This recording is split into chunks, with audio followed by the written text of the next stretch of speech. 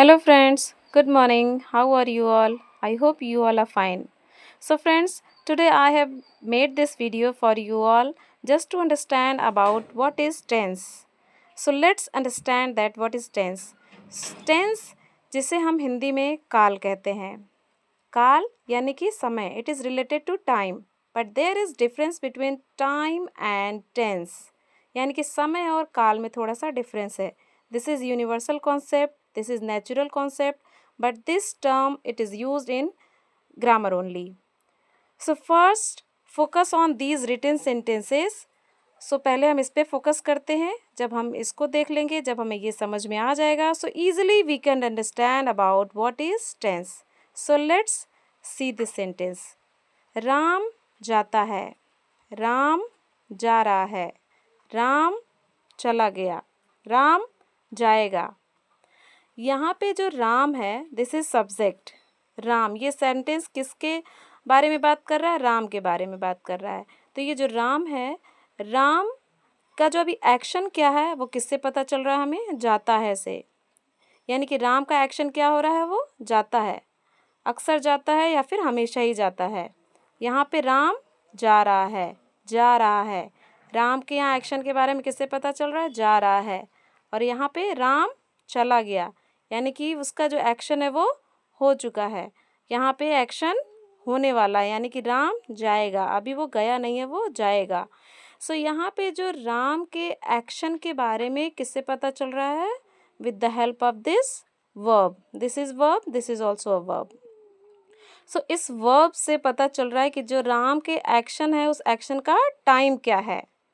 यानी कि राम जाता है. इसको पढ़ के इजीली हमें समझ में आ जा रहा है दैट कि राम जाता है.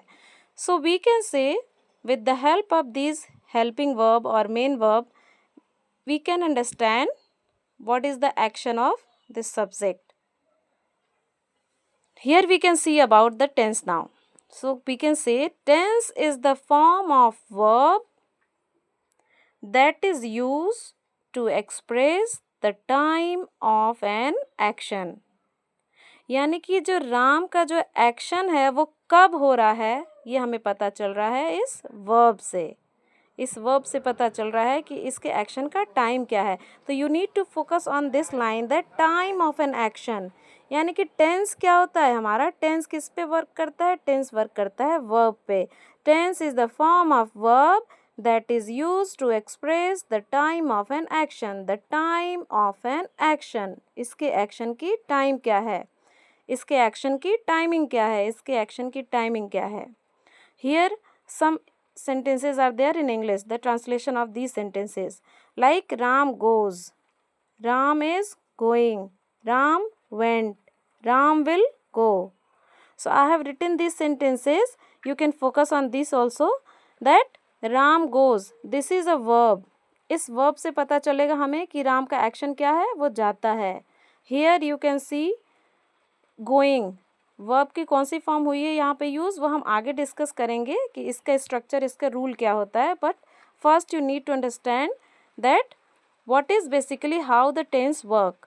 सो यहाँ पे हमें इस गोइंग से पता चल रहा है कि राम जा रहा है. यहाँ पे उस गोइंग का, गो का देखिए कौन सा फॉर्म यूज़ हुआ है? सेकेंड फॉर्म यूज़ हुआ है. राम वेंट, गो का सेकेंड फॉर्म है ये वेंट. यहाँ पे राम चला गया. And here it is Ram will go, Ram जाएगा.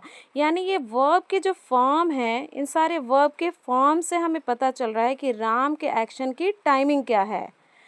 सो what is tense? It tells us about the time of an action.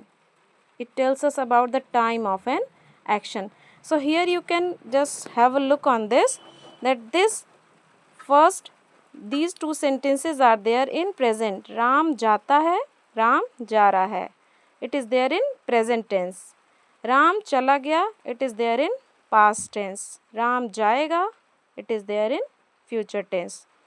Means tense is divided in three parts. There are three types of tenses are there: present tense, past tense and future tense. So today I have explained about you basically what is tense, and I think I have made myself clear to you all. Tomorrow in the next video we are going to learn about these tenses in details that what is present, past and future. So hope that you all have understood about what is tense.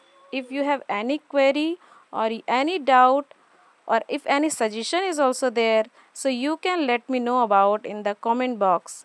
So if you have enjoyed and you have understood, so please support me and like, share and subscribe to my channel. Thank you. Bye bye.